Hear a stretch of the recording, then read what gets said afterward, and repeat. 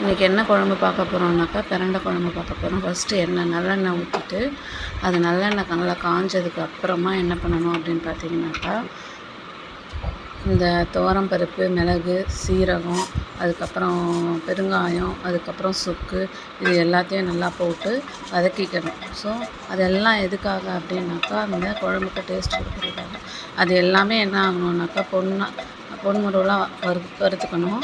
அது நல்லா வதங்கினதுக்கு அப்புறமா என்ன பண்ணணும் அப்படின்னு பார்த்தீங்கன்னாக்கா, ஒரு தட்டில் எடுத்து வச்சுக்கணும். இதில் இன்னும் நான் சுக்கு போடலை, இப்போ தான் போட போகிறேன். சுக்கை அம்மியில் போட்டு நசுக்கிட்டு அதை எடுத்து இதில் போட்டுக்கணும். அதாவது இந்த குழம்பு வைக்கிற அந்த பாத்திரத்தில் போட்டு நல்லா வதக்கிக்கணும். ஸோ இது இப்போ என்ன ஆகும்னாக்கா, மிளகு நல்லா வெடிக்கிற சவுண்டு கேட்கும். அப்போ எல்லாமே நல்லா வறுந்துருச்சுன்னு அர்த்தம். அப்போ என்ன பண்ணணும் அப்படின்னு பார்த்தீங்கன்னாக்கா, அதில் இருக்கிற அந்த மசாலா ஐட்டங்கள் எல்லாத்தையும் எடுத்துக்கணும். அதுக்கப்புறமா தான் நம்ம என்ன பண்ணணும் அப்படின்னு பார்த்தீங்கன்னாக்கா, வெங்காயம், தக்காளி, பூண்டு அதெல்லாம் சேர்க்கணும். ஸோ இப்போ நான் வறுத்துக்கிட்டு இருக்கேன். அது இன்னும் செவந்து வரலை. செவந்து வந்ததுக்கப்புறம் எடுத்துக்கலாம் அப்படின்றதுக்காக நல்லா வறுத்துக்கிட்டுருக்கேன். இப்போ என்ன பண்ணணும் அப்படின்னு பார்த்தீங்கன்னாக்கா, நெக்ஸ்ட்டு வெங்காயம், தக்காளி, பூண்டு அதெல்லாம் அரிஞ்சு வச்சுக்கணும். இப்போ நான் இந்த செவந்துருச்சு வறுத்ததை எடுத்து வச்சுக்கிறேன். நெக்ஸ்ட்டு என்ன பண்ண போகிறேன் அப்படின்னாக்கா, வெங்காயமும் தக்காளியும் பூண்டும் போட்டு நல்லா வதக்க போகிறேன். ஸோ அதுவும் என்ன பண்ணணும்னா நல்லா வதங்கணும். ஸோ இப்போ கொஞ்சம் எண்ணெய் விட்டு அப்புறம் என்ன பண்ண போகிறோம்னாக்கா, வெங்காயம், தக்காளி இது ரெண்டையும் போடணும். போட்டுட்டு பூண்டு தேவையான அளவு போட்டுட்டு நல்லா வதக்கணும். ஸோ நல்லா வதங்கினதுக்கு அப்புறம் தான் நம்ம அதில் எடுக்க முடியும். ஸோ இப்படி நல்லா வதக்கிட்டு இருக்கும்போது என்ன போடலாம் அப்படின்னாக்கா, மஞ்சள் தூளையும் தேவையான அளவு வதங்கிறதுக்கு தேவையான அளவு உப்பையும் போடணும்.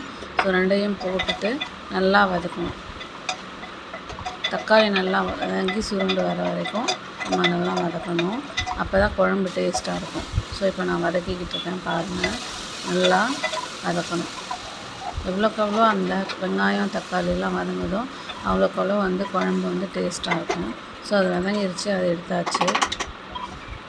அடுத்தது என்ன பண்ண போகிறோம் அப்படின்னு பார்த்தா, திரும்பவும் கொஞ்சம் எண்ணெய் விட்டுக்கிட்டு பிரண்டை இருக்குது இல்லைங்களா, அதோட மேல் தோலெல்லாம் சீவி கழுவி எடுத்து வச்சுக்கணும். அதை பிரண்டையை அப்படியே முழுசாகவே போடலாம். ஸோ அந்த பிரண்டையை எடுத்து கடாயில் போட்டு நல்லா வதக்கிக்கணும். அது எப்படி வெந்திருக்குன்றது தெரியும் அப்படின்னு பார்த்தீங்கன்னாக்கா, நல்லா வதக்கிட்டு ஒரு தட்டு போட்டோ இல்லை அதோட மூடி போட்டு மூடி வச்சிடணும். இல்லைன்னா அந்த பிரண்டெல்லாம் வெடிக்க ஆரம்பிச்சிடும். அதனால் நான் லைட்டாக வதக்கிட்டு என்ன பண்ண போகிறேன் அப்படின்னு பார்த்தீங்கன்னாக்கா, ஒரு மூடி போட்டு ஒரு 2-3 நிமிஷம் நல்லா வதங்கணுன்றதுக்காக மூடி போட்டு மூடி வைக்க போகிறேன். இப்போ நான் வதக்கிக்கிட்டு இருக்கேன். இன்னும் கொஞ்சம் நேரம் ஆனதுக்கப்புறம் மூடிடுவேன், இல்லைன்னா மேலே வெடிக்கும். ஸோ அது நல்லா மூடி வச்சதுக்கப்புறம் அது வெந்துருச்சு. அதனால் நான் அதை இறக்கி வச்சிட்டேன். நெக்ஸ்ட்டு என்ன பண்ணுறேன்னாக்கா, வாழைத்தண்டு கூட்டு பண்ண போகிறேன். அதுக்கு 2 ஸ்பூன் எண்ணெய் விட்டுட்டேன்.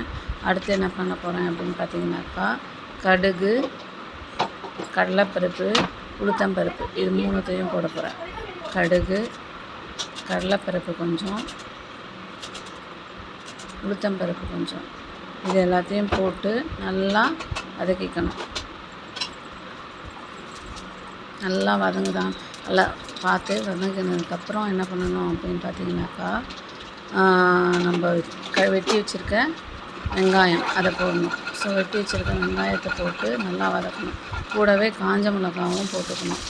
அதை போட்டு நல்லா வதக்கிட்டு வெங்காயம் நல்லா வதங்கினதுக்கு அப்புறம் என்ன பண்ணணும் அப்படின்னு பார்த்தீங்கன்னாக்கா, வாழைத்தண்டு எடுத்து போடணும்.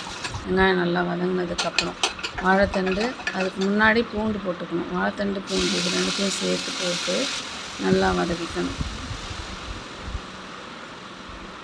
ஸோ இந்த வாழைத்தண்டு நல்லா வதங்குற வரைக்கும் நம்ம வதக்கிட்டே இருக்கணும்.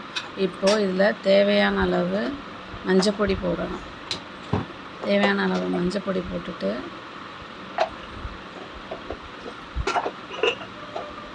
உப்பு தேவையான அளவு போடணும்.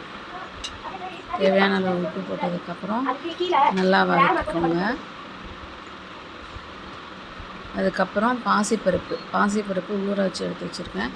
பாசிப்பருப்பையும் அந்த வாழைத்தண்டோடு போட்டு நல்லா கிளறி மூடி கொஞ்சமாக தண்ணி ஊற்றி மூடி போட்டு நல்லா வேக விடணும். நல்லா வதக்கிக்கிட்டு இருக்கேன் வாழைத்தண்டும் அந்த பருப்பையும். இப்போ தேவையான அளவு தண்ணி ஊற்றிட்டேன். தண்ணி ஊற்றிட்டு ஏற்கனவே உப்பு போட்டுட்டோம் இல்லையா, இன்னொரு முறை செக் பண்ணி பார்த்துட்டு இன்னும் உப்பு பத்தலை அப்படின்னா உப்பு போட்டுக்கணும். இப்போ பாருங்கள் வாழைத்தண்டு போட்டு ரெடி ஆகுது.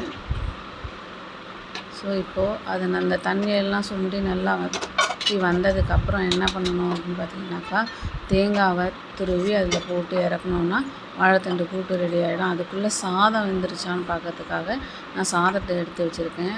அதை வேக வைக்கிறதுக்காக என்ன பண்ணியிருக்கேன் அப்படின்னு பார்த்தீங்கன்னாக்கா, அடுப்பில் வச்சுருக்கேன். அது ஒரு கொதி வந்ததுக்கப்புறம் வெந்ததுக்கப்புறம் அதை நம்ம எடுத்து வச்சிடலாம். அதுக்குள்ளே இந்த பிரண்டை குழம்ப தாளிக்கணும்.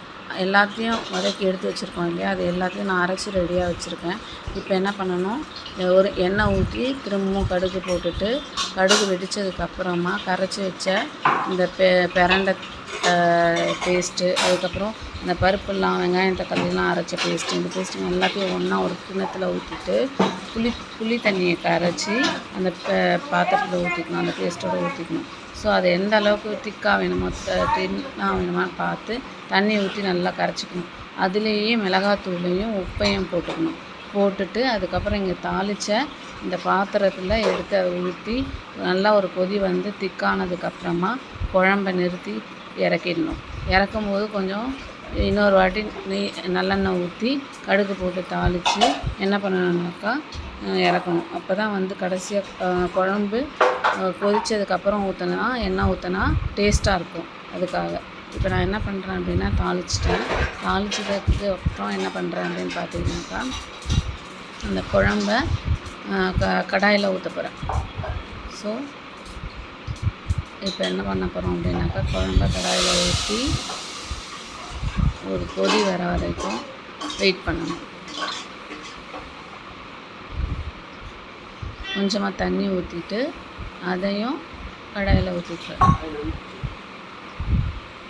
இப்போ அதை நல்லா மிக்ஸ் பண்ணி விட்டு நல்லா கொதிக்கிற வரைக்கும் வெயிட் பண்ணணும். அடுத்து வாழைத்தண்டு அது ரெடி ஆகிடுச்சான்னு பார்க்கலாம். இதில் தேங்காய் துருவெல்லாம் நான் போட்டுட்டேன். ஸோ இப்போ வாழைத்தண்டு ரெடி ஆகிடுச்சு. தண்ணியெல்லாம் வற்றி சூப்பராக வாழைத்தண்டு ரெடி ஆகிடுச்சு. வாழைத்தண்டு கூட்டு. அடுத்து சேமியா உப்புமா அதுவும் வந்து நான் பண்ணிட்டேன். இதுதான் பிரேக்ஃபாஸ்ட்டு. இதுக்கு தொட்டுக்கிறதுக்கு தேங்காய் சட்னி பண்ணிட்டேன். இப்போ வாங்க பார்க்கலாம். ரைஸு, காரக்குழம்பு, அப்புறமா வாழைத்தண்டு கூட்டு, அதுக்கப்புறமா மோர் தாளித்தது, அதுக்கப்புறம் சேமியா, அதுக்கப்புறம் டிஃபனுக்கு